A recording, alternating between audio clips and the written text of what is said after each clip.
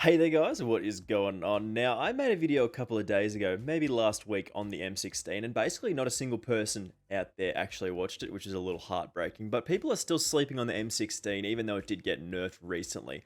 And even with the range nerfs and the other things that they did take away from it, the M16 is still just like fundamentally broken. Like it just opposes like the long time to kill and the actual health amounts when having a burst does basically one shot people or two burst people, which is pretty ridiculous. Like you just can't compete with the time to kill if you do have an assault rifle. And the M16 user is getting those 1 to 2 bursts. Just before we do get into talking about our best M16 class after the most recent nerfs, make sure you hit that subscribe button with those notifications turned on. I do very much appreciate it, and it does very much help me out. But I know about 80% of you guys watching this video right now are not subscribed, so it would very much be appreciated by me if you could take the time to hit that subscribe button and do all those good things. We are, of course, looking for 4,000 subscribers by the end of the year, and that's a pretty lofty goal, but I reckon we can get there with a little bit of help from you guys. So let's just jump straight into this best M16 class here after the most recent nerfs. So as we normally do, we're starting off with our sidearm here in this class setup, and we changed it up a little bit. We're going with the Gallo SA-12, basically having a shotgun if you do run into a room full of people or some close range combat is always going to be more effective than just having a pistol, no matter how fast you can fire said pistol. The attachments that we've got on this particular option don't really matter too much because we're only level 3 with it. We haven't used this 2 option, but running into a room with a shotgun is always more beneficial than not. In terms of the tactical slot, we are usually taking the stim shot, essentially getting that extra chance per life. That health regeneration is of course very, very powerful in this game. The lethal choice, we're going with the Semtex here because I really just do enjoy sticking it to people. I've had a lot of success recently. Like in this particular game, I've probably stuck more people than I ever have before, which is pretty weird, but the Semtex is really good, and also the C4 is very powerful as well. In terms of our field upgrade, we are looking at our field microphone. Field mic being that sort of mini advanced UAV in a certain area of the map. Very, very powerful option in this game. Being able to see exactly where people move, listening for those enemy footsteps is very, very strong with this particular option. Then, of course, we move to our Wildcard, getting that perk greed. You can see we do have 6 perks here. Moving to our perks, of course, that flak jacket is a very, very important option at the moment because explosives are everywhere. People are chucking around explosives like no tomorrow. And this is a very, very important option in the game right now. But a perk that is super underrated at the moment is, of course, forward intel. Being able to see those enemy reinforcements. When people do respawn, you actually get a little indicator on top of your minimap, and that is absolutely broken. Also, you get a bit of a bigger minimap, which is, of course, very, very powerful. In the perk 2 slot, we're going for Gearhead, which gives us an extra field microphone charge, and it reduces the field upgrade cooldown, which is very, very nice. The Scavenger perk also gives us extra ammo of people that we do kill. Sometimes really useful, sometimes not super useful. In the perk 3 slot, we are going for Ghost and Ninja, being able to stay off of the spy planes, UAVs floating around, and of course being able to move around the map quickly and quietly without making any noise, of course, is very, very powerful in this game. Now, as for our attachments with the Western Front M16, they are a little bit different to how they work previously. Essentially, we are going for those 1 to 2 burst kills. Of course, I'll talk about some attachments that I do like a little bit more than what we've chosen at the moment because we are not max level just yet. So we'll start off with that mill stop reflex, which gives us a very, very clear sight picture. Means we can pick people off, get those 1 to 2 burst kills very, very easily. A lot of accuracy with this particular sight. If you do actually like the iron sights, they're okay, but I don't prefer them. If you do like the iron sights, you can switch this out for something like a magazine attachment or a muzzle attachment. Speaking of, we're skipping over the muzzle here and going straight to the barrel. At the moment, the best option that we could probably go with is either the Task Force or the Match Grade barrel, especially with that 100% increase to our effective damage range, as that was the most recent target of those nerfs. But we're of course going with the Rapid Fire barrel for that 14% increase to our fire rate. Essentially, the Strike Team barrel and the Titanium barrel do reduce our damage range, which is not ideal, so we're skipping over these. And then once you do unlock these barrel choices, you can choose either of these 2 options and they'll do very, very good work for you here. The underbarrel slot, we're going with that Field Agent Foregrip. This essentially makes us an absolute laser beam. I mean, there's not too much recoil with this particular option as it is, but this does make us very, very accurate with this particular M16 class setup.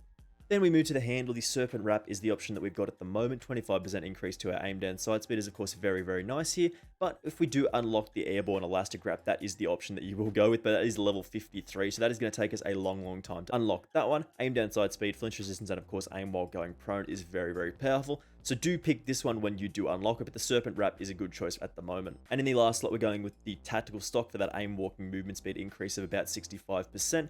The Raider Pad is also a good option if you do have that unlocked, but 54 is a long way away from where we are now, so do take that into consideration with this particular class setup. Tactical Stock is good enough choice for now. So as we usually do, we're going to jump into some gameplay here, as we normally do. Have a good time for sure. Now, you're probably not going to believe this here, but as I was trying to record the last gameplay for this video, the game crashed. I know, right? That is actually unbelievable that this particular video game crashed. I couldn't believe it myself. I mean, it happens. barely. Ooh. Chuck the Semtex at that guy while he isn't around. We're going to push up on him. Get up the top here. Nice little one burst on that lad. Another little one burst on that lad too. I mean, yeah, the M16 is still a bit of a problem. It is rather powerful in this game still. Like, even if you aren't getting your one burst kills, I mean, the two burst kill time is still a bit faster than a lot of weapons can kill, like an automatic weapon.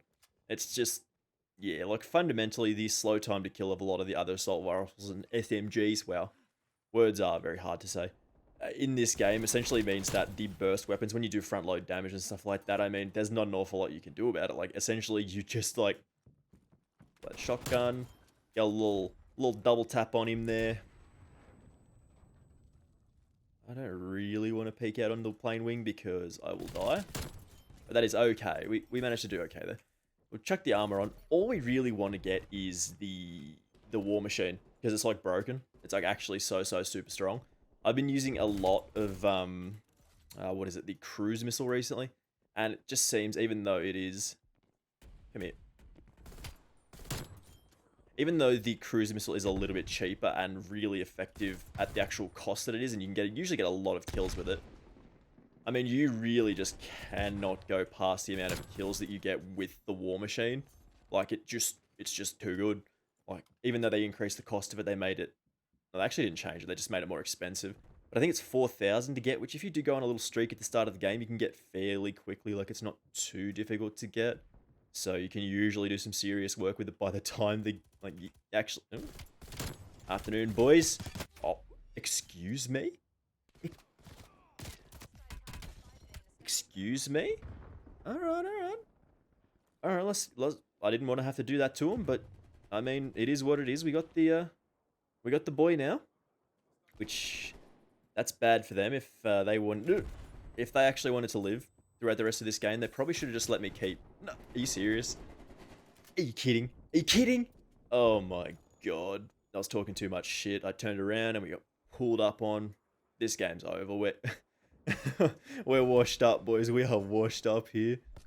Oh my god. What is that guy doing? Just having a good time.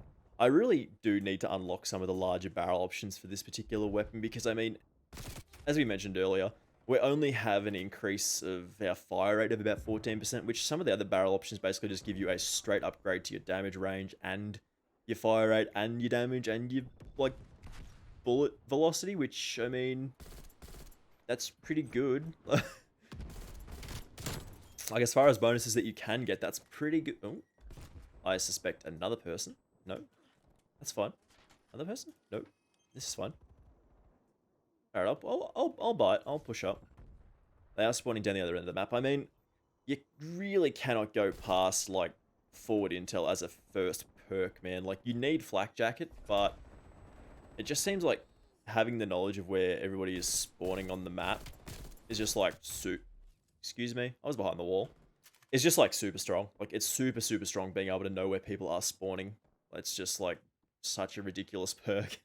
Like, it's almost something that is probably not suitable for a game. Like, you shouldn't know that information. Like, it should be something that you have to learn.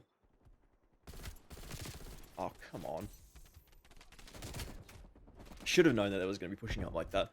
But yeah, that should be information that you do have to learn for yourself. It should just be readily available to literally every single person who jumps into the game with that perk equipped. Like, being able to find out where people spawn is something that's like a tactile skill. It's something that people learn over the course of the year. And it does take a while sometimes. So you see that little bit of lack of damage range there. Like, a 3-burst kill is not ideal with this kind of weapon, but it's not terrible either. Oh boy. What a dumb fight. We definitely should have killed that guy there, but I mean, yeah, that was pretty bad. But, you know. Oh boy.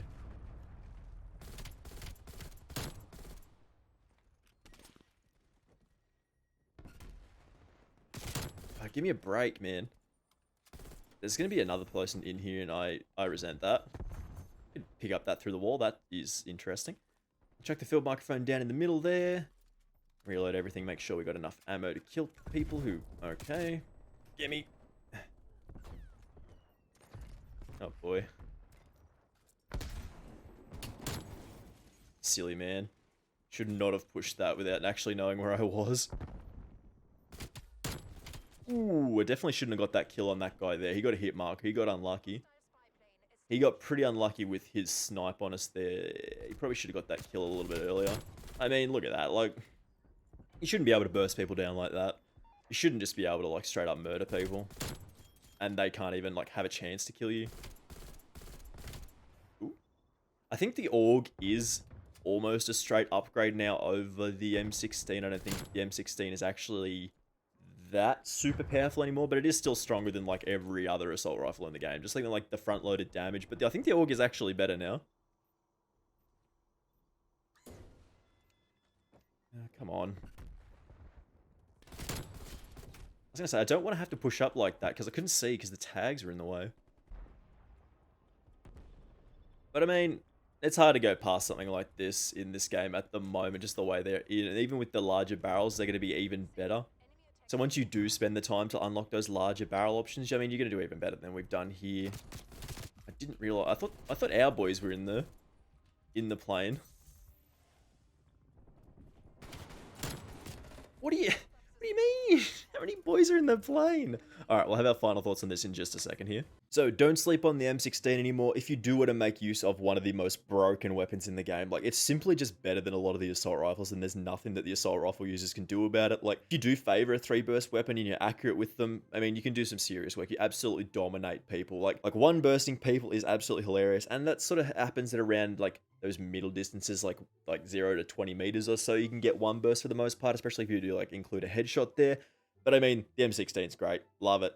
Don't sleep on it anymore. Make sure you do go check it out, especially with this particular class setup. Or if you have got better attachments or are working towards better attachments, make sure you throw in that task force or the match grade barrel. And if you have unlocked something like the task force barrel, you might have also unlocked the airborne elastic wrap, which is also a very, very good option for this particular weapon. But I mean, this is a good setup of attachment choices right now. And I mean, the M16 is just really, really good. Anyway, guys, thank you very much for watching this one. I do appreciate it, of course. Make sure you hit that subscribe button with those notifications turned on. Remember, 4,000 subscribers by the end of the year is our goal, and let's hope we can get there. I hope you guys can help me with that one. Thanks so much for watching, and I will see you in the next one. Bye!